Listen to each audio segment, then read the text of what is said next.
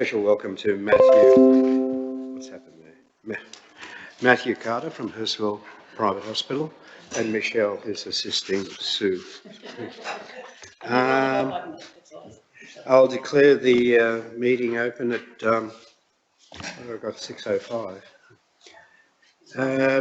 First item, we acknowledge the traditional custodians of the land on which this meeting is being held, that of the Bidjigal people of the Eora Nations, their elders past and present.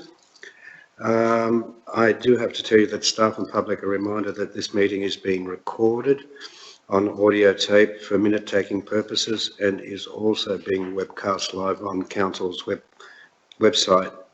This recording will be made available on Council's website. The Code of Meeting Practice, the order of business is as shown in the agenda, which has been made available.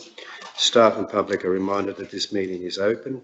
Doors to the meeting room are left open unless the meeting moves into a closed confidential session according to section 13 of the Code of Meeting Practice. Council's Code of Meeting Practice prohibits the electronic recording of meetings without the express permission of the Council. Mobile phones must be turned silent during the meeting. We do have a number of apologies. The first apology really does come from the chair of this Economic Development Advisory Committee, Councillor Con Hindi. He's not feeling too well. We also have an apology from Mr. Frank Bates, Mr. Laurie de Bono, Mr. Alan Zrek, Mr. Spiro Bellis, Andrew Spooner, and Kurt Chang. Could we have a mover to accept those apologies? Are there any more apologies that anyone would like to bring to our attention? Okay. As there's no councillor here, Rosemary. We're looking for someone to move it. Yes, Rosemary's moved it. Yeah. Rosemary. Seconder. And Sonia. Sonia. All those in favour say aye. All those against say no. The ayes have it. Are there any disclosures of interest that anyone would like to indicate? No? Okay, we'll go to the... Do we have a public participation on items on the agenda? There are two speakers registered for tonight. Councillor, we have representatives from the Chamber of Commerce just talk about their buy local campaign because it's so they've asked to be able to come and speak. I think Tony and Carlos are here from the Chamber, which means Tony could probably come to the table as well and just to speak about where they're at with their buy local campaign. I think the committee will recall that they introduced their campaign at the last meeting. Yes, I do recall it. Okay, that's good. Well, maybe we should have the first speaker. Tony? Thank you, Tony. Oh, sorry. Cheers, thank you. Yeah, since we last met, I think we, as Sue just mentioned, we introduced the campaign, but since then we've had the launch on the 9th of September, and that was about obviously in the last 2 months. And as a result, since that, we can successfully report that we've now got 120 registered businesses involved in the Buy Local campaign. That's a pretty good effort considering it's only been 2 months, and we actually haven't released the complete strategy of our program, which we are due to be doing in the next few weeks. Once that will be done, the key stakeholders, including the Georges River Council, will be one of the first people we'll be meeting with to discuss our program. Obviously, on the back of the letter that we submitted to, I think, the Georges River Council a few months ago in regards to, obviously, their participation in the campaign. Since the launch, we've had a number of events. Obviously, the Georges River Co-Breakfast with the Georges River Council. We've had we had a workshop with New South Wales Services New South Wales, which I know a number of participants, including Hayley and Craig, attended. I can announce, I mean, it's not that our next workshop will be with the St George District Cricket Club. It will be a T20 cricket game. We're currently talking to them as part of an also an alliance, particular strategic alliance in regards to the buy local, and working together to obviously push the local businesses and provide them an incentive package for them as part of the buy local campaign to be able to involve. So that'll be happening on the 24th. That's our next event. And we're also looking at a potentially another networking event in November.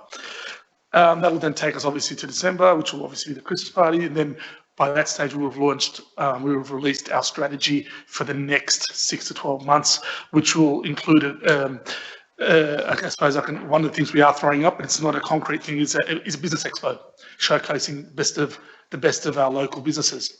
That's one of the ideas we're floating. It's not a concrete idea yet, but it is one that we are serious about, just to name one. We're also talking to a number of financial institutions who are also looking to come on board on the back of the launch, also to showcase Best of Buy Local campaign. I've made contact with American Express on the back of their Shop Local. You've seen their Shop Small campaign, guys, that they're running at the moment. It's a very successful campaign. They're interested in getting involved with the buy local. They just need to understand, obviously, what we've got in place. And I'll keep you posted in regards to that as well. So they're the kind of things we're playing with at the moment. But I have to say, I'm proud to say on behalf of all the chamber that we have got about 120 registered big local businesses. And we actually, look, and I'll admit, and the chamber will admit, we have been busy. We haven't pushed it yet. So we haven't put it, exactly, we haven't pushed it. So we will. We had a meeting a couple of days ago and we said to each one of us, it's time for us. So you got to understand, we're volunteers. We all run our own business. I'm about to launch 2 businesses. Carlos is about to launch another business. Tax also in the process of his own business. So for us to achieve what we achieved, I'm quite proud with that. 120 registered local businesses. And I know we've got a strategy in place at the moment where we're actually talking to an important key local figure to come on board and assist us with our sponsorship and also our membership drive, and also to be a liaison type officer with the local businesses, both in the Georges River Council and the Bayside Council. So stay tuned for that one as well. There'll be an announcement on that one soon. Thank you, Tony. It's an excellent initiative. I'm glad you've got so much energy to spread the message far and wide. It hasn't been easy, but it's quite a hard process, but we'll get there. Yeah, there's a lot of work, and to be able to get 120 members in a couple of months, and without all the sort of stuff that you've got ongoing, which is quite exciting in some ways. We're targeting at least another 100 to 150, hopefully, over the next 12 months. No, that's excellent. Excellent work. We came in this not as it's a serious project, guys. We want this to succeed. We need your help, obviously. We asked the economic community to help us on that too. So if you can help us spread this word as well, we kindly appreciate that as well. So, and obviously vice versa, we look forward to working with you guys as well. So. Well, as it's a very important initiative and a very important aspect of our local businesses, I'm happy to open it up to any discussion or any questions you may have of Tony, or any further commentary that you would like to provide. So, actually, I just want to say one thing. That 120 people, by the way, a majority of it isn't from Hurstville. I do need to make that point. Our biggest challenge has been Hurstville, to be honest with you. So we do ask, yes, the Hurstville business community. Yeah. It hasn't been easy. We're trying and we're continuing knocking on doors. But yeah, I have to say it's almost evenly balanced, or probably more skewed towards the Bayside Council area. We're getting a lot of traction there, but we're getting in. Look, we're trying our best to break Hurstville. It's not easy, and we're not going to sit here and make promises. A lot of the GRC is coming from the industrial area, or the semi-industrial areas around this. But in the local sort of Hurstville CBD, we haven't got anybody. Is it a communications problem? Maybe we need a couple of languages. Well, this is why I'm extending the hand out to anybody who may have a connection to the community to help us, because it's not easy. I think you all agree that in your own efforts, I'm sure that, it's one of the challenges. We're comfortable in accommodating whatever cultural requirements there needs to be in order to do that. But at the same time, we need some reciprocation. And, the chamber's here for everybody, and it's for the entire St. George business community, but we need to see some buy-in from all key stakeholders. We're trying our best, guys, but, we can only go so far in our capacity.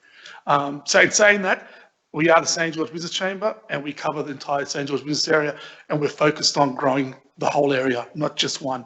But yeah, look, we're open, guys. If you guys have got any ideas, any suggestions, anybody you'd like us to talk to, make a connection with, our door is open. So, Thank you, Tony. Has anybody got any comments that they'd like to? No? Thanks very much, Tony. Yes, thank you guys. Appreciate And it. we've got Carlos. Carlos, did you want to add anything else? Thank you. I think Tony's covered pretty much everything there.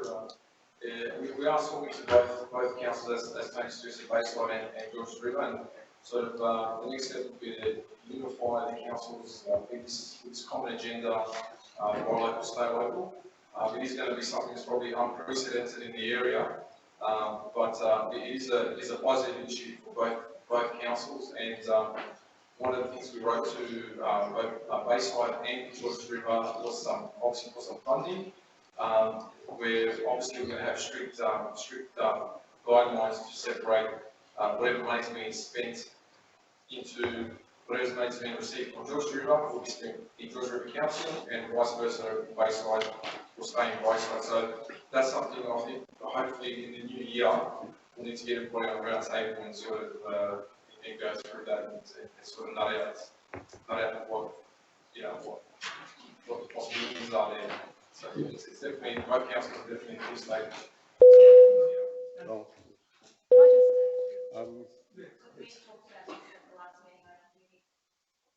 You need a strategy first, I think, to present to the business and understand it. So it's very hard for even myself as a community rep to say, give you any feedback because I don't understand the strategy. So, and being a previous small business owner, it's difficult. And I appreciate that, and that's why I know Carlos mentioned it, but I didn't mention it because I appreciate the fact that you need to present that strategy first, and we will be presenting that, and that's why I didn't touch on obviously, I mentioned the letter, but I appreciate that we can't further that conversation until we present that strategy, and that press strategy will be available in the next couple of weeks, because that strategy is not just about funding, guys. What I forgot to mention in my initial speech also was that we're working with the surrounding chambers. We've opened up, and as part of the whole round table discussion that Carlos is talking about, what we're looking to do, because the bylaw is not just about encouraging people to buy locally. There's also the other level of local procurement. That's our biggest thing. And the feedback we've got from the surrounding local chambers, including Bexley, including even the Southwest Chamber, the Canterbury Banks, they'd love to get on board just to encourage their own council, is that we want to have an open dialogue with you, not just about funding, but how all levels of government, based on the strategy that you've got here and all the placement strategies that I've read and the Chamber's read, where does the local procurement sit in that policy? So that's part of the strategy too. And that's why it's taken us a little bit longer to present this. So it's not just about putting a Gantt chart together, it's also about talking to key stakeholders and saying, hey guys, we're here for everybody, but we need to come as a unified voice. And the response has been fantastic. It's also setting targets and objectives. So, and I think we mentioned the last one, I'm coming from a community perspective and a small business owner. Sure. Is what are our measurables? So what do you put? Having 120 businesses, that's fantastic, but what's in it? What's the difference for them? So what's in it for them to be part of that? And how does the consumer benefit? So okay. I think, and that forms part of the strategy. I'm not sure if you've seen our pack that we released as part of the launch. We released it at our function. There is actually, we issued a summarised pack of the benefits of the free membership that you come on board as part of the Buy Local, and that it gives you access to everything that the St George Business Chamber provides as part of its benefit statement, as well as the New South Wales Business Chamber. This is a $1,500 benefit for $0, 12 months free. So that's one of the KPIs I can tell you now is measurable. So from our perspective, we're giving more back to the community than we are asking to give back, other than the fact that we want them to be involved and put a sticker on their wall to say we're here to encourage local business. So that's one of the key. I agree with you 100%. We will have those measurables in place. We've already discussed that. But really, the KPIs that you're talking about, they've got to be reasonable too. And I appreciate that too, because but it's a buy local campaign, which means we are encouraging our local community to buy. That's correct. One of those objectives is that we get people through somebody's door and handing over money, or tapping and going, whatever. So that's the whole point. Putting a sticker on the window doesn't necessarily put a person through. No, but I think it's also not right to just say putting a sticker on the window is enough. You'd like to think that by doing that, that will at least create some ownership, or at least ownership by a local community to say, oh, wow, okay, this guy's, let's give him a go. I understand the sticker's not about, but at least it provides that incentive for consumers to walk into that local business and say, hey, you know what, I'm going to support you. I'm going to give you a go.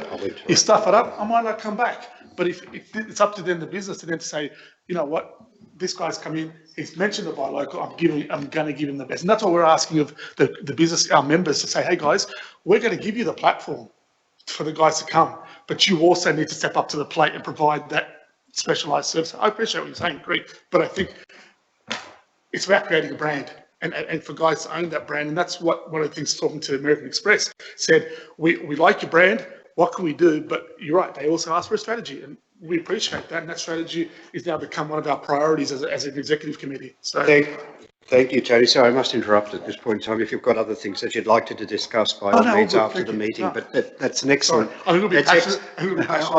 Obviously very enthused by the whole thing, and I think it's a great idea.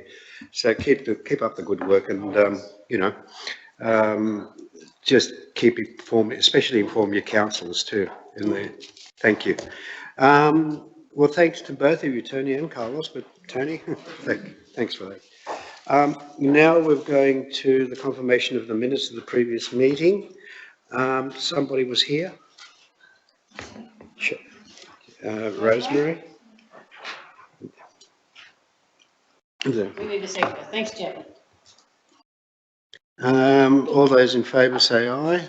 All those against say no. The ayes have it. Voted in the affirmative.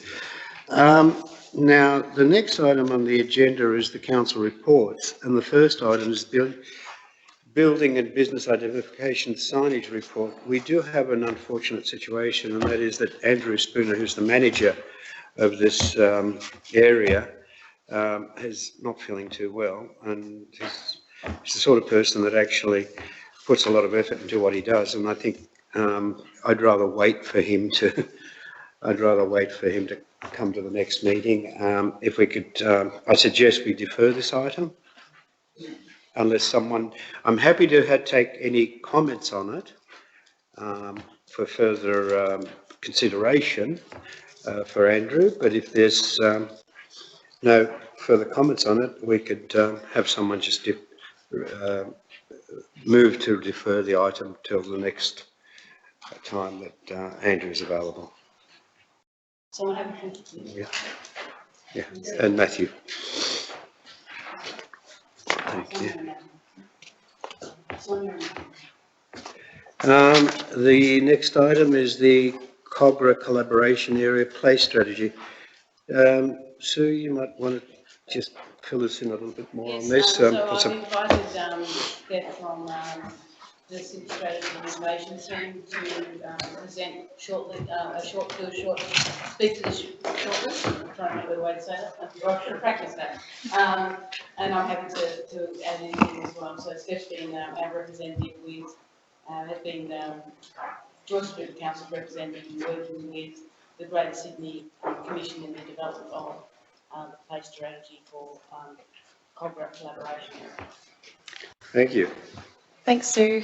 Hi, committee members. The purpose of this report is to give you an update on the development of the COBRA Collaboration Area Place Strategy that we've developed in partnership with the Greater Sydney Commission, Bayside Council and the COBRA Collaboration Area Stakeholder Group.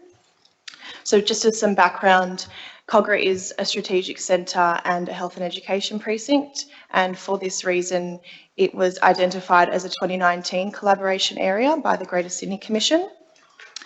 And a collaboration area is a new place-based approach to helping an area reach its full potential and also to solve complex urban challenges, in acknowledgement that no single agency or layer of government can actually do that alone.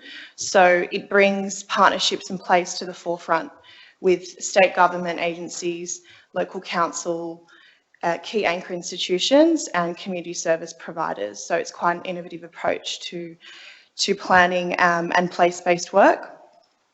So the study area that we're looking at includes the Kogarah and Rockdale town centres and goes east to include the TAFE main campus and high schools and south to include Jubilee and Calvary.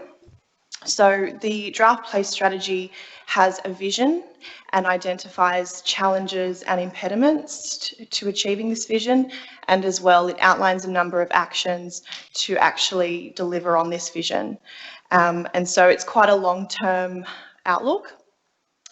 And so in terms of the collaboration area stakeholder group that collectively designed this, we had key state agencies including Transport for New South Wales, we had TAFE New South Wales, we had the Hospitals, Health New South Wales, and Department of Planning and Industry, amongst others, as well as Bayside. We also had a reference group which comprised of community service providers and NGOs, including the St George Business Chamber as well. So it was a collective stakeholder effort to develop this strategy. And as you'll see, it contains a large number of actions. Many are related to economic development. So there's actions around a nighttime economy, attracting a university or medical research institution, and as well leveraging international health and education connections to enable innovation and knowledge sharing. You'll see the very first action is a review of the current transport network by Transport for New South Wales. We've heard loud and clear that the reduced train timetable is impacting on access to the area. So that was a really important action that we made sure was in there. But really the strategy is all around the improvement of place. So it complements our investment attraction strategy, which we spoke to you about at our last meeting, which is a, I guess, high-level guide to expanding the precinct in terms of investment. So the draft place strategy will soon be endorsed by the Greater Sydney Commission's Infrastructure Delivery Committee, which includes the commissioners and the secretaries of the state department, so Transport, Health, Education, all the big players. It'll then go to council at its first meeting next year. And so we'll be then looking to start implementation with the collective stakeholder group. Councillors have been involved in the development of the strategy as well through briefings. And we do recognise that visible results might take time to take fruition and happen, but we have, I guess, that line of sight from the IDC, and they'll be kept up to date on the progress of actions. And we're starting to see implementation of the place strategies from last year's collaboration areas, and some really great governance frameworks that are starting to fall out of that. So that's been highlighted in the Greater Sydney Commission's recent discussion paper, which is Partnerships in Place. So that's all around the successes of last year's group. So we'll probably be in the next year's discussion paper talking about its success and progress to date. Thank you. I'm happy to take any questions about the development of the strategy. Discussions and questions. Yes, so the only other thing I would add, if it's okay, Councillor, is that we are working on a number of things for COGRA. This is a collaboration area led by the Greater Sydney Commission. The council itself is working on all the work around the local strategic planning statement and the future LEPs, because there'll be a couple of LEPs that will affect this area. The work such as the COGRA investment strategy, which is coming to completing its exhibition period as well, and will be presented to council shortly to be adopted. So there's a number of other things we're doing at the same time. This is not the sole thing, but has a lot of actions for council and an ongoing role for council in terms of working with government agencies and working with our neighbours, Bayside Council as well. Thank you, sir. Any discussion? Questions? I have a couple of comments to make. I think it's an excellent document. It actually is very, I suppose, it covers a lot.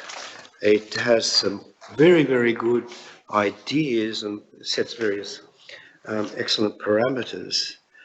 I note that COGRA is an education and what do you call it? Health precinct.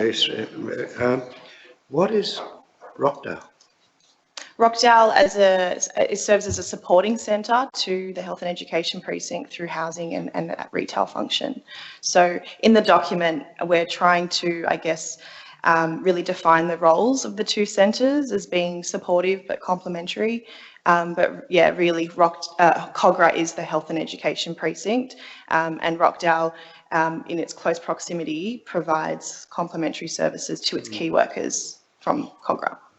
Right. Oh, that's good. But the focus is on the Kogarah Kogarah Town Centre, because that's where all the key anchor institutions, are. yeah. That's where most of the sort of jobs growth will occur. Rockdale has sort of a supporting role. From Bayside, it's very important they have a particular focus on Rockdale and the success of that centre. But in terms of this particular strategy, it's clear that the dominant location is Kogarah. It's the reason for doing this.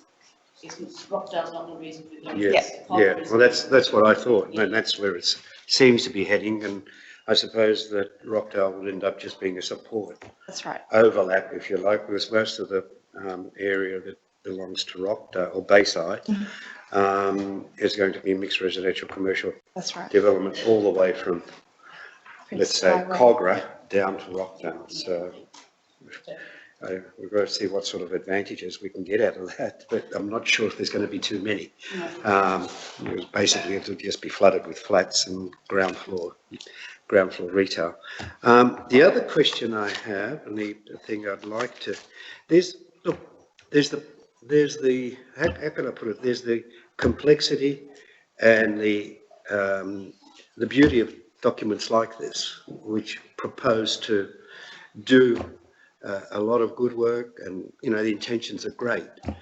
But there's got to be something done with politicians, because that's where the problem really lies. I mean, your first stage is to look at the transport issues. Yep.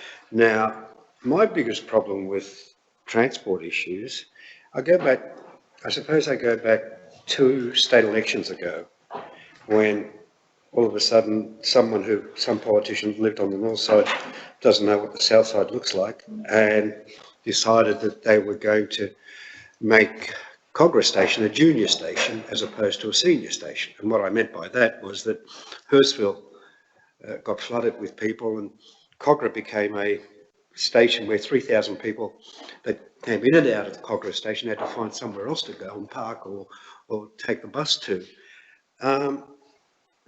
I can understand the politics involved, because it's Oatley became a very important station, and Oatley's a village. And for various reasons, that became the most important station, as opposed to Hurstville.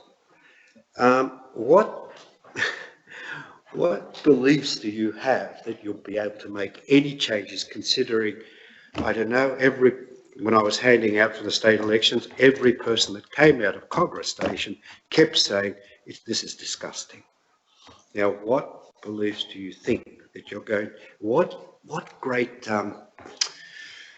let's say, initiatives do you think we're going to have to force politicians to forget about to look at the general community rather than their individual patch? Do you want to try that, Sue? Yeah. Hand over to you, Sue. I knew you were looking at me. So I don't know that this place strategy in itself helps to completely solve that problem. There are other things that we need to do, but in terms of this strategy, I think the difference for this strategy, as opposed to many other things that have been developed in the past, is this a strategy where the oversight body is the subcommittee of the Greater Sydney Commission, where all the heads, and that's the secretaries of the relevant government agencies, sit on that subcommittee, and that's partly to make sure that there's alignment between government agencies. And in the past, I think it was easier for policy shifts to occur a bit, because sometimes government agencies weren't aligned. It's a little harder when the government agencies are also aligned, and that's clearly one of the advantages out of this. I think the other thing that the council is doing, in addition to the place strategy and the work with the Greater Sydney Commission, is that we have a focus at the moment on the right sort of advocacy and speaking to people and making sure our story is told to others. So we don't have that problem of someone from the north, probably includes me, doesn't know very much about the south and can make random decisions like that, which has a big impact. The other good thing for us at the moment from a transport point of view is that Cogra, one of the next set of major rail infrastructure after the Western Sydney Metro, it starts to focus on things such as the Cogra to Parramatta rail connection, which has the potential to connect to the northwest as well. That means people need to be thinking about the future of Cogra as a rail station and not being a secondary station. You can't have a major rail hub and treat it like a secondary rail station. You have to think about how do you make it work now to set it up for that future. So we're doing that sort of advocacy work now and speaking to the politicians at various different levels and having other people's having those conversations as well. So yes, I don't think we can ever say that there's the possibility that future policy may be something else we hadn't planned for. That I think we've all had that experience in our lives from a government, people who've worked in government. However, this is probably the first time there's been a strategy for Cogra where the driving force is the government agency whose fundamental job is actually to draw people in and make sure there's alignment in government agencies in particular, which is of course the GSC. And the fact that they do have this high-level subcommittee with all the heads of the state government agencies at secretary level, I think gives us the greatest chance of success that we've had for a long time, but we've also got to keep pushing it hard as well. Well, thank you, Sue. Let's have the new commissioner, well, the one that's going to take the place of Morris Yebber is one that can actually put our case forward. Okay. Thank you. Is there any further discussion on this? Would anyone like to say anything? Yes, sure. I just like that this question was to me yesterday because I was at dinner last night and Mr. Corey was behind me and Mr. Vince was beside me. So it's likely to happen a couple of times between now and Christmas that perhaps somebody may have a word in my ears to just where I should take the conversation. We would appreciate, well, this is actually where it's really important for the narrative to be understood by everyone and people to have alignment, because then everyone's saying the same thing. And when politicians hear it from different people, and then they start believing that that's actually something that they also need to believe in. So it's important it's not just council saying it, so that's a good point. It is important for others to be saying it. So lots of different people are talking about the importance of Cogra and those transport links in Cogra and the growing of quality, high-value jobs in Cogra is important to the southern districts. It's not just a Cogra issue. This is about the jobs deficit that currently exists in the South District and the key and the importance that a place like Cogra plays in addressing that. And if everyone is saying that, it's a consistent message that the politicians will also believe in. Thank you. Any further discussion on this? Questions? Okay, thanks for that. Thank you. Could we have a mover to move the recommendation, which is that the committee note and receive the Cogra Collaboration Area Place Strategy? Yes. And Sharon, Rosemary? Yes. All those in favour say aye. All those against say no. We now go to the Cogra, the night economy update.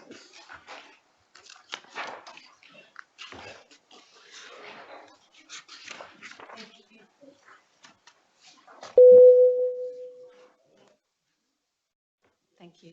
Thank you, Councillor, and good evening, everyone. This report is to inform you of the nighttime economy update with regard to community consultation. Community consultation has commenced in 3 areas, the areas of Cogra, Hurstville and Beverly Hills. Kogarah and Hurstville were chosen due to their state significance, and Beverly Hills because it already has a vibrant nightlife. The information that we find through this community consultation, we are actually engaging with members of the community, but we are also doing a two-pronged consultation where we will be engaging with local business in those areas as well, to look at what appetite there might be for them to, for example, extend their trading hours or that type of situation. The nighttime economy is a key action of Council's economic development strategy, and at the moment we are looking at, so the consultation actually goes to the end of this month, and at the moment we have 46 surveys completed in Beverly Hills, 39 in Kogarah and 69 in Hurstville. The Hurstville consultation, we also had our Chinese liaison officer in attendance, so we were able to gain some feedback from the Chinese community, which was great. Interestingly, I can probably give you a little bit of a sneak peek. Craig and I were at Beverly Hills last Thursday night, and we were able to speak to some people there. Beverly Hills, the overarching themes at the moment seems to be that it's quite shabby and run down. Obviously, there is a main thoroughfare going through there as well, but that seems to be the main issue there. Hurstville seems to be lack of variety with the offering. And Kogarah seems to be, from what I've read today, extended hours. A lot of things close early. So, yeah, so that's where we're heading with that. As far as the information that we get from this, and this will go to inform the nighttime economy strategy, which will produce an action plan, which will then be rolled out across other centres throughout the LGA. Yeah. Any discussion on this? Anyone like to make any comments? Or ask Lee a question about. Or ask Lee a question. Lee, I've got a question. Something that I find challenging and also an opportunity in the Hurstville Centre is the dominance of big players of service provision, which is great, Westfield and Club Central. So if one's looking for a little bar or a little spot or somewhere that's accessible and clean and pleasant, there aren't very many opportunities outside of those two centres. And I'm sure in your strategy you've looked at how to engage community action in looking at that and leveraging those organisations to work differently with the community as well, so that there are other opportunities. Really, I had guests last night up for me who wanted just to have a drink in a clean spot. The only place I opened at 6 o'clock that was accessible was Club Central, which, you know, I have very good relationships with Club Central, I'm not, so I do see there's opportunities there, but how to engage that more with making the streetscape more dynamic, whether or not the people with, you know, through, or there's a whole lot of ways you could do that. It's something I'd like to see in both of the Kogarah, the previous items, and this is a community connection with small community organisations like ours, I guess.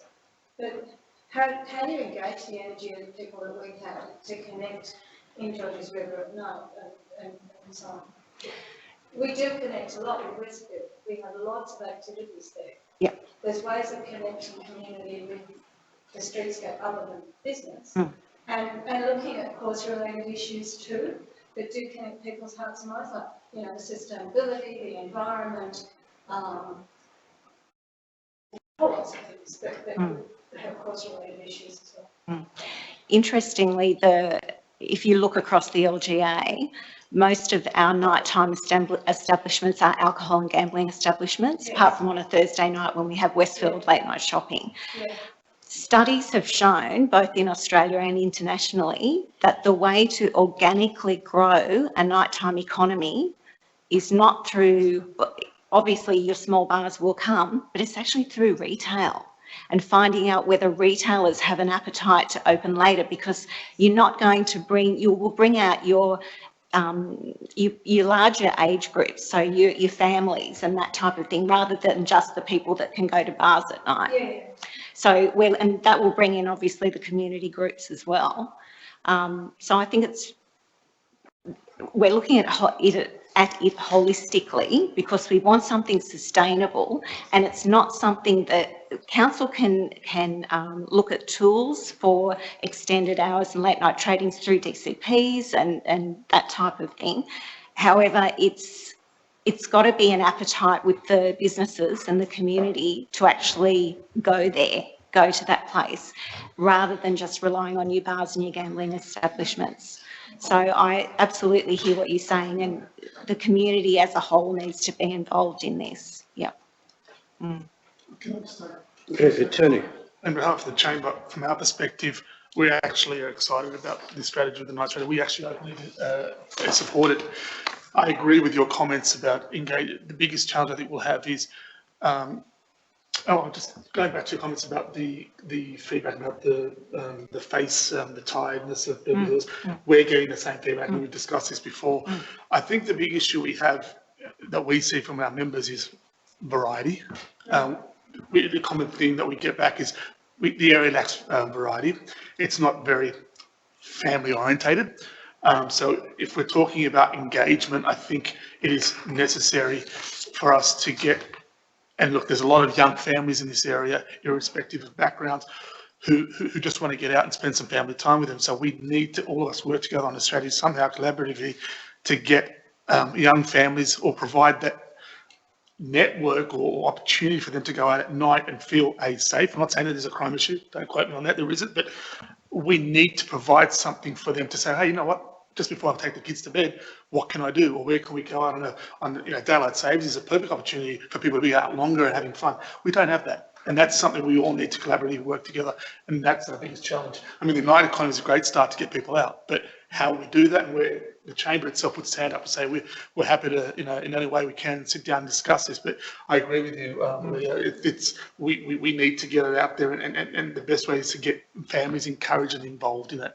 How we do it, obviously that's a challenge. So. We're also talking about just recently the number of families now living in units and the need to actually get out and experience that. So, yeah. Can I just say through the chair, and Yeah. it's a great initiative. My biggest concern is the affordability for a small business to operate at night time. Yes. Because we all know the challenges are faced with wages and overtime, etc. And if you are a small business, you're overextended with your contribution and your efforts in there, and it takes you away from your family. So whilst I appreciate we need to focus on getting people out, we also need to offer the support to those businesses that they can afford to stay open, and they are also getting the quality of time, because burnout will be high. So we have to make sure that they can actually afford to stay open. That's a really good point. And what some areas are actually doing is subleasing their premises in the evening. So they could be a florist during the day, and at night they may be a performance space. So actually looking at that diversity, and that organic growth is what's going to get people out and activate the nighttime economy, and then the small bars will come, and that's how it will work, rather than us going directly to the small bars, because the gambling establishments and the alcohol establishments are already there. We've got some great courts, like sort of pedestrian-friendly courtyards. I mean, it's an opportunity for council to potentially host once-a-month kiosks where you do invite businesses off-site, where you can hire facilities for them that they can hire off you, so they can test it out rather than having to do things. And it's like a mini carnival. Mini pop-up. And it could be themed for the seasons. And for families and for the elderly and our seniors. We mustn't forget our seniors, or pet friendly as well. But there's opportunities where council can be a lot more supportive, where it doesn't have to be. So we've got those nice areas and gets people out and about. Tassie does it very well. Tasmania does it very, very well. I'll make note of that. Thank you. I agree with what Tanya's saying, and I also agree with what Tony's saying. We've had, I've seen a lot of changes in Cogra. 23 years ago when I first started as Cogra councillor, Cogra City Council, the one thing that I found, and this may perturb a number of people who don't like high density living, what I have found is with the increase of density, and not that I think it's brilliant or it's a great idea, because unless you've got the infrastructure to support it, like for instance the road patterns in Cogra, are really going to take a lot of impact if we keep going with that high densities. But you need to take example, I suppose, Kingsgrove. I drove through Kingsgrove every day to get to from Blakehurst to, to Concord. And I've been driving through there for the last 15 years. It was a pretty dead area. There were a lot of empty shops, nothing happening, and all of a sudden that high density thing just behind the shopping centre went up. Every shop is rented, every shop. Now, I don't say that there's nightlife. See, that might not be the solution, because a lot of the shops in Cogra, from what I've seen, have geared themselves to an inflow of workers and an outflow of workers. The inflow happens at the early hours of the morning, coffees, cakes, whatever it is that they go quickly. Lunchtime, great. But straight after about 3 or 4 o'clock, maybe 4:30, the place is dead. Everybody's rushing to get home. They're not interested in nightlife in Cogra because all those little shops around there have geared themselves to meeting up with the market demands of the inflow and outflow of people that work there. Don't know how you're going to do it. In 23 years that I was in council, the only hope, we did try a number of things. I mean, even free stalls and free everything. But as Tanya says, you've got a problem in the sense that you've got to employ staff. And I understand, being a Labor Party person, time and a half and all those penalties are necessary, but at times they do grate on small business. And I think that's where the problem lies. And the other thing, of course, is you've got to have something that attracts people. We used to have, on the other side, there was a cinema. There was a cinema. And those shops were very active. What have we really got here? I mean, if you go to Beverly Hills, there's nightlife. It's packed. You can't park. There's a cinema. There are people who are used to going there, a whole lot of eateries. Ramsgate, same sort of thing. And you can, on top of Westfields, all those, go to the cinema there, all those Greek, Italian, Lebanese, Chinese, Asian, etc. restaurants are pretty well full. I don't know, we need, and hospitals, whatever, TAFE colleges are great, but what about a draw card of some type? You know, it's not, you're not going to be enjoying your nightlife if you're in hospital. So I don't know, there's got to be some sort of draw card. That's what I've noticed. If you have a draw card, at Ramsgate, there's the pub there. It provides entertainment. It does things. At, where else is there? Beverly Hills, as I said, the cinema. We just need, I don't know, we just need to encourage someone to do something to provide that. We do have the St George Theatre thing. Yes. And the council's been active in trying to have functions there. We need to have more functions there, not just at the Marana Theatre. It's got to come back to Cogra. It's going to be a hard one, that's all I can say. Through the chair. I actually got some question regarding the event, because I actually noticed since Hurstville Plaza was opened, council have had some events. I've been some of them, so some of them are quite good and very engaged to the community, but some of them are quite was empty. I'm wondering, like when council plan the event, how do you engage the local business owner and the community? To choose the theme you host the event, or maybe because from what I actually have heard from the local business owners, sometimes they didn't even know there is an event happen on the day. So I'm just, trying to find out why and how we can do better to let the business owners know so they can prepare, or maybe to be more engaged with the local residents and to find out what they want. Yeah, so I just like to understand the process when you organize the event. Perhaps if I can add, the economic development team is not specifically involved in the organising of events, so we're going to speak a little bit outside our area of expertise in terms of the council. But when we do run events, one of the first things we try to do is actually engage in local businesses to be part of it. And it's one of the key objectives for us. If what I'm hearing is that your experience is that many of the local businesses are not aware of what's going on, then we may need to change the way in which we're doing that. And that may not be feedback that the events people have received directly before, and we'll certainly take that back to them. As was actually in the report we actually deferred talked about the efforts the council's putting into at the moment to engage more broadly with our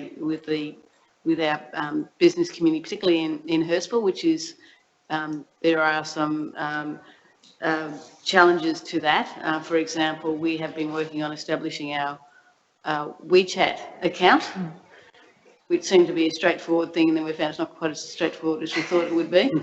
But we're getting there. We'll eventually have that up and running, and we can use that to help to engage with some of the local businesses, as well as the fact that our Chinese liaison officer is a full-time position. That certainly helps to do that. But the fact that you're saying that businesses are not feeling as though they've been engaged or even aware, which is even worse, I think we've got some more work to be done, and we'll take that back to the events team, because I think we need to change our approach, because in some respects, we're always looking for local businesses to be involved, and we get a bit disappointed when they're not.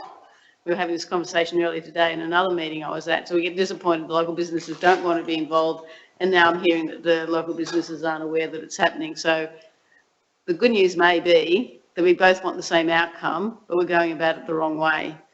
And so we might, if we can improve that, we might actually get a better result all round, I think. We'll certainly have a conversation with the events team. Yes. I was at a meeting recently on decentralisation as to whether it failed or not and whether it had any hope. And the towns in the country that have actually worked, where they've picked up the theme, and you've got Tamworth with Country and Western, you've got the oldest one here, you've got something else there, you've got Cheese down at Townsville. And years back I was on one of the first Main Street programs at Oxford Street, Paddington, and the theme we chose there was for young dress designers. They started in the market at Paddington, and as they progressed they took little stores down the street, and they were not allowed to combine shops. It was only the high fashion that.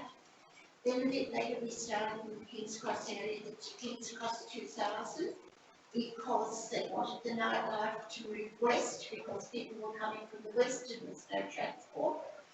So of course they started to work on the nightlife, the brothels, the strip clubs and things, and they did move to the west.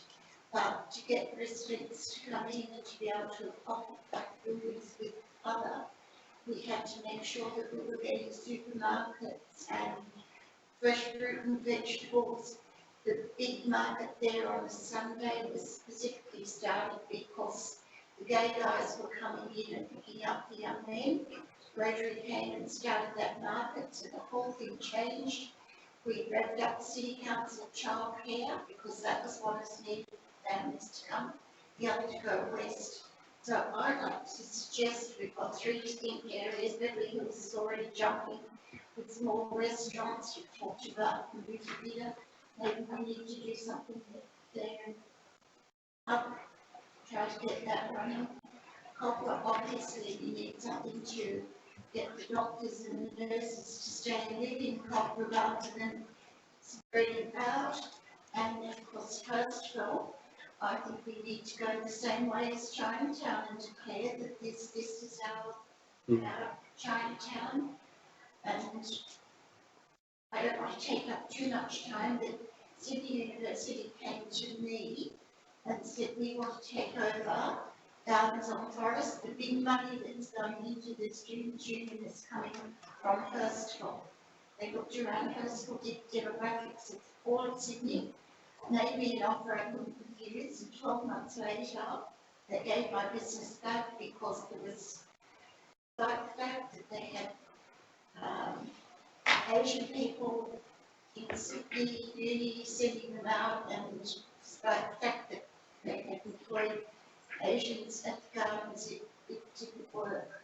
So I think that we need to look at 3 different areas and 3 different strategies, and the basis of each of those strategies is already here. Thank you. I think it's right that we actually need 3 centres with 3 personalities. Yes. And we need to, and being clear about what that personality is and how different is it at night from day. I think that's true. There's, I think, Councillor Catras identified this earlier, and that is the difference in a centre when there's people living in that centre and when there's families living in that centre. For many families, the public space becomes, the extension of their living room and their backyard, because they don't have a backyard and their living room's a bit crowded. So building that space so it's great for families in the evening as well as during the day is also important. Tony, did you want to say something? Yes. In regards to, just sitting here listening to your comments, right, which I agree with in regards to penalty rates and encouraging businesses, maybe we step back a little bit from a Chamber's perspective. I look at it and I think to myself, well, are there areas in the 3 key sites, whether it be Kogarah, Hurstville or Beverly Hills, that the council can consider activating that land in not a tender style process, but at least provide an opportunity for people, it doesn't have to be local businesses, but people to set up some sort of pop-up as a night economy or day economy where they can pay a nominal fee, set up, as long as they've got their insurances and everything's, all the compliance is there, and come in and at least, I think, openly at One Plaza, which I think has so much potential once that commercial tower is up. I'm sitting here, I'm thinking the Waggy Me, Piazza style with the lights, open it up to people to come in and just create that attraction point for people to come out. It doesn't, look, I think we spoke the other day, not to put you on the spot, but we talked about variety. We always seem to be focusing on, and no disrespect, but one cultural side. It doesn't have to be, guys, let's open it up. It doesn't have to, yes, there is a strong demographic of one culture, but I think if you take a poll of that culture, the community, they'll probably say to you, we'd like to try something different. It's like saying to an Italian, I don't go out to eat pasta. I can cook at home. I won't go out for a falafel roll because I'm cooking that. People want variety. I think we're kind of getting bogged down in trying to maybe not appease, or we're thinking we're appeasing, or we're trying to keep. I think you'll be pleasantly surprised if you actually ask, and Claire, please correct me on this. What I'd be right in saying is, for example, focusing on Hurstville, does it have to be centric to the Asian culture? I'm assuming you guys would be open to something different. What are your thoughts? What are your feedback on that? Because that's what I'm hearing from a Chamber perspective, that, we want a bit of variety. It doesn't have to be, we're not, and this is from the Asian community. I think it come back to the business owner, whether they could afford the cost, because from what I heard, rental expense in Hurstville is quite high. So it really comes down to, how much the business owners actually can afford. It doesn't matter, from which background. But not just business. Say we encourage different stall holders, stall variety. It doesn't have to. Say let's step away from incurring a cost to the people. I agree with you. People, you're tired at 6 o'clock at night, you just want to go home. You've got a young family. It doesn't necessarily have to be a local business. It could be somebody coming up with something different, a different idea, fresh approach, fresh food, fresh something, to be able to encourage people to come out and go, oh, this is different. It's not the same. To add to you though, and when you have a scenario like that as parents, or if you want to encourage families, it gives children a safe place for them to run around and parents to watch. And that's where the piazza down at, or the plaza down at Leichhardt does so well. So if, as a parent, if I organise dinner with family and friends, we go to a restaurant where I know my kids can run outside and I can watch them. So if we want to encourage that type of, I guess, clientele or demographic, it then is a collaborative effect. I'm very pro-business. For a business to want to be engaged, we have to make it beneficial for them. We can't say, oh, you're doing this for your customer, because at the end of the day, it has to be about them. Yeah. And that's why I'm pro. We've got so many nice, really safe spaces, if you like, that are open, that will encourage families to go out on that Saturday night and utilise that as their backyard, where the energy is exhausted, they can get something to eat and the night time's gone. Spain's got, I mean, I've travelled everywhere, but that's where I think we've got opportunities. And to your point, yeah, I agree. Businesses, it has to be beneficial to them and affordable, first and foremost. I've heard a lot of opinions here, and I think they're all valid. The one thing that gets me is that over legislation. I think over legislation really gets to me, because just to give you an example of it, I don't know if some people have been here for a while, but about 5 years ago, 6 years ago, we used to have the Lamrock, what do they call it, Lamrock Hospital bed races. And it was magnificent.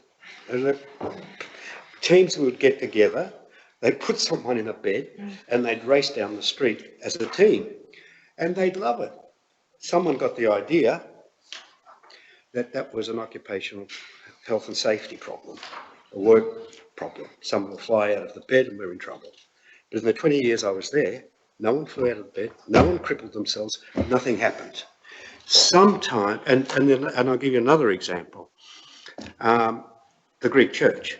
You know the plaza in front of the Greek church? They have a name day. On the name day, they have the ladies auxiliary, thousands of people get out there. This year we were worried about terror, as we were told that we were worried about terrorist actions. What they used to do in the past was to put up a barricade, close the streets off, and the, the authorities said, no, you've got to get those big plastic things that you fill up with water. So you need a tanker, you need a big plastic thing, and that was going to cost the Greek church $15,000 just for the day, whereas the barricades only cost a couple of $1,000s. It was almost called off until I spoke sense to someone, or some of us spoke sense to someone, some of the councillors spoke sense. We've got to apply legislation rationally. If there's a track record of nothing happening, more likely nothing's going to happen. Why bring in another law? Why bring in another factor which prohibits certain things happening only because we're protecting you? Well, but having said all that, obviously both plazas, the one in Hurstville and the one in Kogarah, could serve a great purpose. All you have to do is go there during the Greek Eastern midnight mass and there's 15,000 people there. Now, we're talking, the people are there. The people are there. They have to be attracted to it.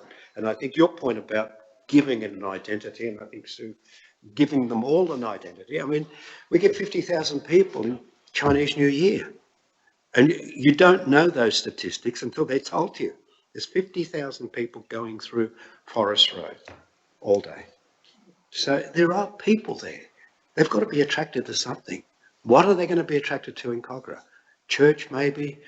I don't know, the plaza? Pretty barren, if you ask me. You know, then the lights get turned off.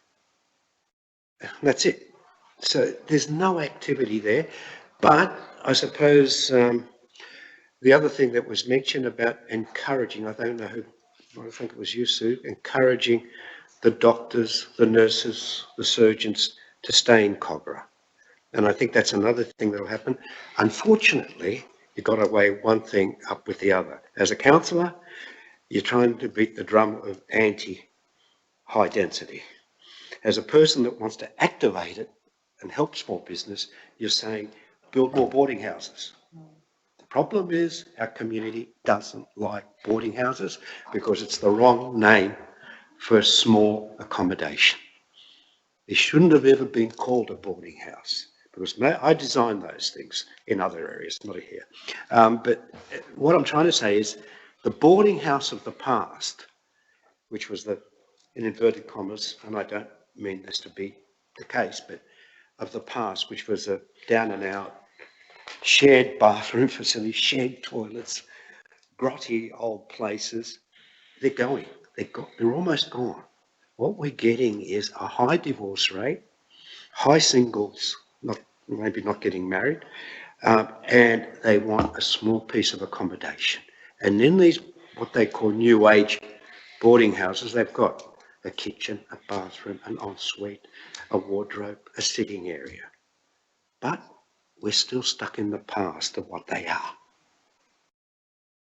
Anyway, having said all that, that's just my little spiel about it. But yes, we've got to encourage people to stay in the area. We've got to encourage people to get out and enjoy themselves. But we've got to provide something for them. What are you going to provide? Go and sit in the plaza?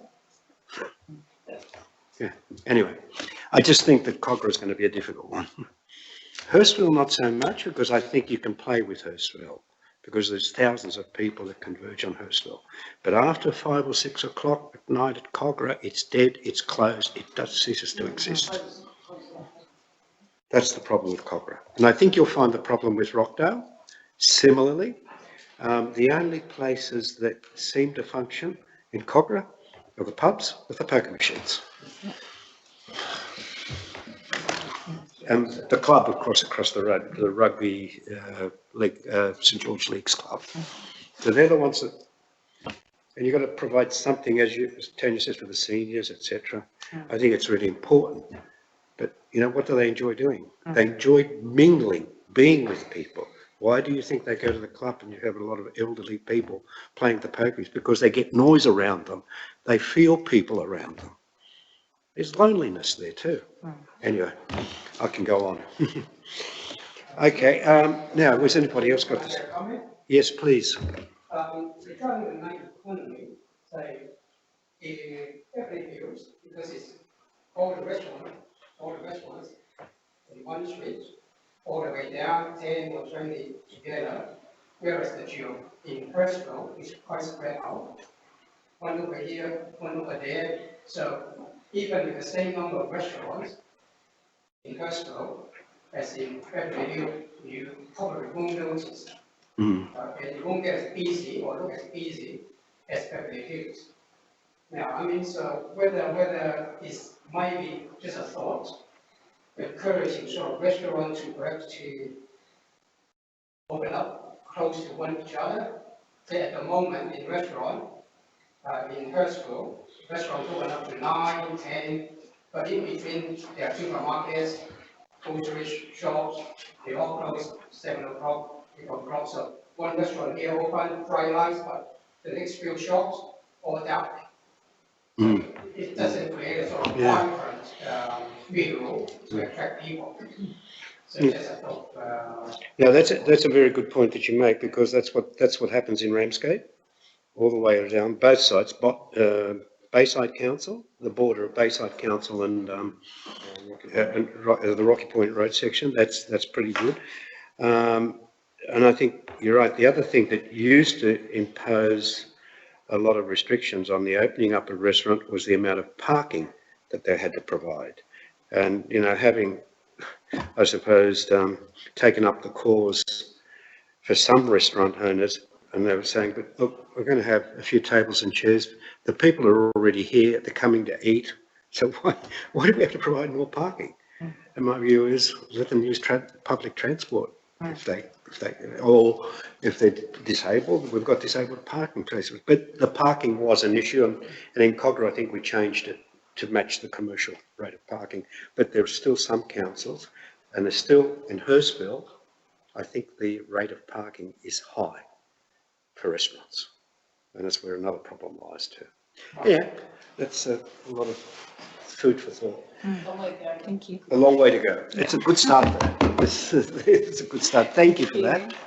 I'm not trying to depress you over it. Just I've been on the planet for a long time.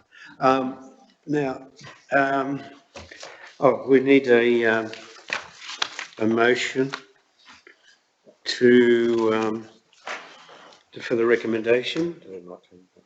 This is the nighttime economy update.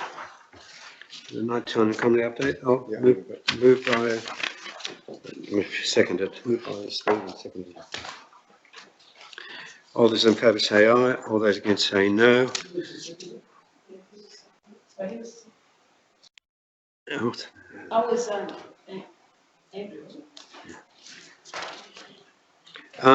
Innovation strategy introduction. The innovation strategy introduction. So someone. Oh, okay, thank you. Hi, committee members. I'm just going to be really brief on this topic, basically because it's just started. So we've just started the process of developing our innovation strategy. The innovation strategy is basically twofold. So first of all, we're looking at the internal approach to innovation. So that's mainly looking at, as a council, how we function to help enable innovation internally. So that's the culture of innovation, the culture of creativity that's required to then build innovation within a council, and then looking at our processes to allow us to be a little bit more innovative in what we're doing and the services we deliver. And then the second part of the strategy is looking at how we can enable innovation in our community. So that takes many different forms, how we enable entrepreneurs in the local community, how we build our networks, how we attract investment. A lot of the speakers earlier tonight mentioned the attraction of research and universities to the area. That all forms part of that as well. So look, we're just at the starting point of this. We kickstarted some engagement internally. We're now looking at some external engagement where we would really like to involve the EDAC members and also the St George Business Chamber to get your ideas on how we can help enable innovation throughout the city, because we do believe we have great potential for innovation. Any questions? Thank you. Questions, comments? Yes. Through the chair, I have a question. I'm wondering if the team will, as a council, will start doing some research about a digital disruption on the local economy. Would that be part of the procedure as well? Yeah, we can consider that, definitely. Now we are living in a new environment.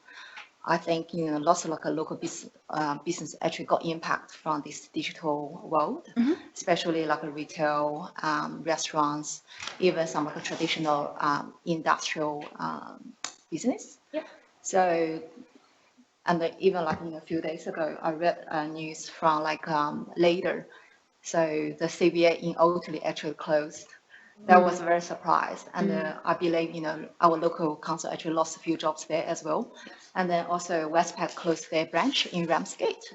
So I'm wondering if the council will do some research on this part, and is to see if there is any opportunity or a strategy to help our existing business to be ready in the new environment. How to expand their potential clients database, or maybe help them to be ready to have this a future-proof business model, or maybe transfer to a better business model in the future. Yeah, look, I think that's a pretty broad question as well, and I think that it's definitely worth considering for the innovation strategy, and we would like to talk to you a little bit more about your ideas around digital disruption, because it's definitely something in this current climate that we need to consider when writing a strategy like this.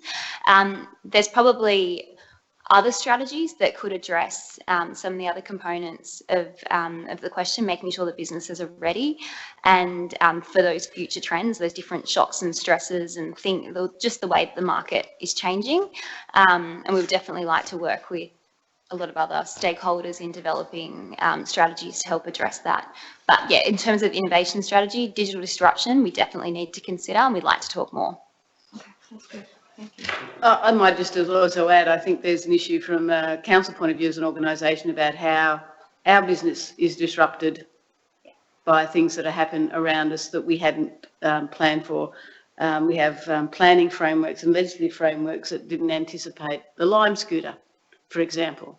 And in many cities, it's gone gangbusters from the moment it was introduced. Airbnb is another example of things that are happening where people are disruptors to the normal business model. That also has an impact on our community and the role that the council plays, because it's been one of those things where some councils have lobbied hard for appropriate controls over Airbnb, But there'll be lots more examples of that. This is really the start of something which could be very different. I suspect, question I sometimes ask myself, who's the obvious disruptor to the role that the council plays? Open data means that much of the information we used to hold and you could only access on our website is now far more freely available. And in some cases, that's a great idea, because other people might find better solutions to problems that we've worried about for a long time because we didn't know how to use our data. So I think it's a very different world we're moving into, and the innovation strategy is really about talking about how the council sets itself up to deal with some of that. Might just add as well, just further to Sue's point, one of the major things that the innovation strategy will address is that how council then looks at adapting its processes and, the red tape reduction, those things that currently are maybe a barrier to innovation and allowing innovation within the community. So it's definitely something that the strategy will work to address. Yeah, through the chair, actually, I just want to address one thing. Okay, so I'm not sure whether actually everyone is aware, in Hurstville area, there is a quite innovative payment system at the moment. So it's a cross-border payment system. So if you go to like a restaurant or some Chinese restaurant, or maybe even local business owners in Westfield, you always see the sign, it's called WeChat Pay or Royal Pay. So it actually allows the customer to use like overseas money to buy things in Australia. So it's quite powerful, I think, in a way. If local business owner want to engage that demographic and to potentially get more increase their business revenue. I know lots of business owners already use it, but I'm not really sure if. We're certainly aware that we're certainly aware of the power of WeChat and how it enables people to do everything. It's a single platform to do everything. But as I said, we've been trying to set up our WeChat platform, and we're just having a little bit of trouble. And also, just another thing. Last month, I actually attended like a Royal Pay conference. So, which is the Royal Pay actually is a part of WeChat. So, just last year, the cross-border transaction through Royal Pay in Australia is reached 1.1 billion Australian dollar, 1.1. So, yeah, I think it's good to do a little bit research in that department as well. Yeah. Just a comment in regards to the strategy. From our members' perspective, the innovation strategy, I'm assuming, will also take into consideration NBN and the rollout and how that will affect Digital connectivity. Digital connectivity. That's the word I was thinking of. Is that going to be addressing that? Because one of the biggest gripes we have at the moment with our members is that, we hear about this fantastic NBN. Let's be honest, it hasn't exactly been handled the best. We all know you're shaking your head, I can see that. And you're not the only person who does. So I'm assuming you will be obviously looking at that from a digital perspective. And obviously that does ties in also to digital disruption that you're talking about. In regards to somebody who's developing a business that's, I consider it as a disruptor, the biggest challenge I had was education, guys. The word disruptor is supposed to be a scary, I'm here to disrupt the industry. It's not a scary word. Disruptor is also, if you look at the definition, yes, it's about changing the norm. But sometimes changing the norm is about being a positive spin. And when you're talking about disruption, the biggest thing that I found when I was researching my business was education. So, when you talk about disruption, it's easy to throw a word out, disruption, but what does disruption mean? And that's really the biggest challenge in us business has when they talk about disruption. There's two types of disruption. There might be digital disruption where an outage takes place, but then you've got a digital disruptor where somebody comes into the industry. It doesn't necessarily is negative, it changes processes that hopefully will obviously create and encourage innovation. So just so we're clear on that, that's something that we also need to address. It. To overcome the negativity around disruption, you've got to almost split the definition to two. Thank you. I just wanted to, congratulate Council on taking the leap for this and having the courage to do this. Just a comment, really. They say innovation is what you do when it's not happening to you, and disruption is the word when it's happening to you. So, so good on you for being innovative. I just wanted to see, is there is there a council out there that you're using as as an aspirational council that you're saying, look, they're doing it and this is what we'd like to do as well? That's a good question. So what we've done as part of the development so far is we've actually had a look at more so cultures. So we've actually, rather than looking at a local government culture, we've actually had a look at, what industry leaders we would like our internal culture to represent to allow innovation. And we've been tossing around different companies such as, Virgin, Patagonia, I think is another one, just off the top of my head, and taking elements of what they do as part of their business or as part of their internal culture and seeing what then fits in our context. And there was actually, I think it's mentioned in the report, where we're partnering through the consultants with, I think it's Morrison Lowe, Morrison Lowe in the UK, and they've actually tried to identify some synergies with some local governments in Britain, and to see which parts of their particular internal program we might want to mirror. So we're definitely considering that, but just at that early point. And that's great to see, because innovation happens when you look outside of your industry. Yeah. So look at what other people are doing rather than trying to repeat what everyone else is doing. And yeah, and the remit for our team and for council is, not to be a follower in this space. We want to be leading this space. So we don't want to look to our neighbouring councils and go, okay, we want to be like them. We actually want them to look at us. Yes, and I think the other point we're very clear about is that if you follow someone else, you'll be 5 years behind, because they probably took at least 5 years to get to where they are today. So we're trying to make sure that we can see what others are doing, but we need to be anticipating. So what does that mean if we wanted to be ahead of them in that 5-year thing? Otherwise, following, we're definitely 5 years behind. Thank you. Okay, that finishes that. Recommendation that the committee receive and note the progress of the council innovation strategy. And seconded by Steve. All those in favour say aye, those against say no. And we'll go to the next item, by local campaign. I think we have that. Yes, I think we have that.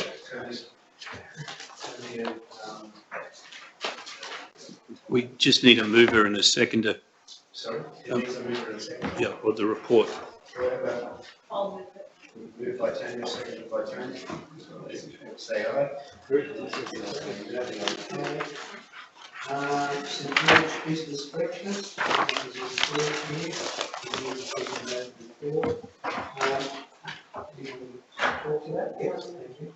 I think it's just a report back on the success of the breakfast that we had. I think we had a very good event. It was well attended. I don't know, Craig, did you want to add anything in addition to that? No, it was the third event that we held, and it was some excellent presentations from the Mayor, the General Manager, the Chamber, and also Service New South Wales. And I was personally very pleased with the outcome, and we look forward to future collaborations. Thank you. Would anyone else like to say anything to this? No? I'll move by Tony and seconded by Rosemary. Okay, next item is the local procurement. So Lee Crane. Thank you, Mr. Chair. Last year, the New South Wales Small Business Commission contacted local councils throughout New South Wales asking for an expression of interest for a local procurement project. Georges River Council expressed an interest in joining that project, and we were part of a group that met regularly up until probably about July this year, looking at how council can do business with their local business community, because there is a gap there across the state. Some councils do it better than others. So the program was actually launched by the Minister for Small Business, Damien Tudor-Hope, at the end of September. And a local procurement kit is now available for local council and for local business, showing them steps of how they can actually work together. The local business toolkit includes WHS templates on WHS guidelines, customer service, environmental policy and capability statements, which quite frankly, from a small business owner's perspective, is just gobbledygook when they're asked to produce an environmental statement on something. So it's great that we now have those templates in place for local business to now produce those when they are actually applying for a council tender. Also in this period of time, the tender threshold has been extended from 150 to 250,000, which means there's less red tape involved because council now doesn't have to go through a full-blown tender process until the value is 250,000 and over. And I'm very happy to announce that Georges River Council has actually been the first council signed on the project across New South Wales. And our procurement staff are currently working through an educational process with the Small Business Commissioner's Office, and then we will be expanding the project to include seminars and workshops with local business. So council will be running those and working with the assistance of the New South Wales Small Business Commission. And opening it up to small business, and the project actually runs through till March 2020, the pilot project. So I will update you early next year on how we're progressing with that. Yes, would you? Yeah. Oh, sorry. That's really good. What I was going to ask is, what do you think in dollar terms that could have to our local community? I mean, is there a dollar term that we would be anticipating to spend in our local community? I can't answer that, I'm sorry, but what I can say is that we were looking at starting small. I mean, obviously your big ticket items like your purchase of machinery, purchase of metal, that type of thing. We were looking at starting with, for example, our catering budget. Where do we purchase our catering? Where do we purchase our wood chips for our parks and our ground covers for our parks? Yeah, it's a good start. It'd be an interesting project to see where that leads, and if we could eventually get a dollar term, I mean, down the track, because that would then show, you know, how much are we actually spending in our local community, what that equates to jobs, things like that. The council's leading by example. Yep. In that respect. I'll provide that. Yeah, I think that'd be a good look. Thank you. Thank you. Lee, I went to a small business procurement presentation last week with the state government. 20%, so have you got a percentage of what you spend? So just as a benchmark, 20% of all government spend is on small business. Another 60% goes to large business, and another 20% is unknown as to the distribution of it. It doesn't fit either of those. So that would be a good benchmark to say, if you're able to measure that across your council and say, how are you measuring? And then maybe what would you like it to be from that? Because I suppose there's 2 points here. There's small business and then there's local business in that. Yeah. And actually on that. And if you think about, 98% of businesses are small businesses. That's, small businesses aren't getting their fair share of the pie for sure. Absolutely, and small independent businesses rather than the franchises and the chains. Also, we would really like to encourage that relationship as well, the small independent providers. So, yeah. Okay, thank you. Just one thing that I'd like to mention, and I picked on something that you said, and that is we're going to write things up, help them write things up with workplace templates and stuff like this. I think that's an excellent idea, and I'll give you an example of how governments destroy small business. And this is the point, this is the problem, and it's personal experience. About 20 years ago, we were doing, as an architect, we were doing work for Public Works. That's what it was called then. I don't know what it's called now. But it was Public Works. And we did the panel beaters workshop just down here at St George College, or spray painting thing. Anyway, then someone got the bright idea to introduce something that's called quality assurance. Quality assurance was 5 manuals about that big. It was going to cost us, my brother and I, and we've had 4 or 5 staff, $20,000 20 years ago to do. The only people that could afford to do that were the big companies. So they got somebody to do it, they wrote it all up, they ticked all the right boxes, and all this quality assurance was, when you release drawings, who signs the document? Who checks the document?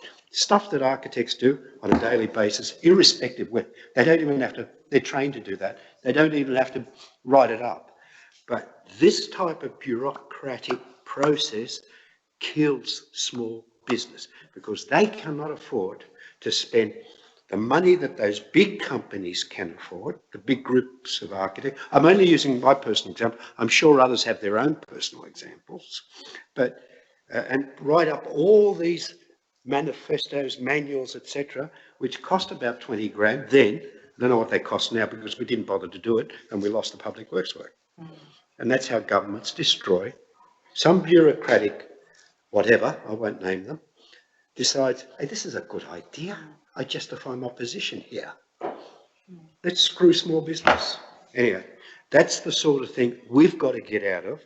We've got to give them the information. They fill it out on the dotted line because in most cases they actually do it. They don't have to write it up. They actually do it. Thank you. Now, we're up to computer factual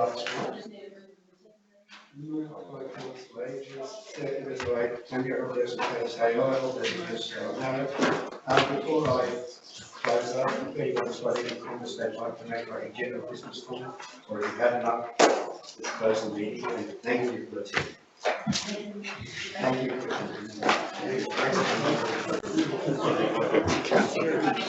you.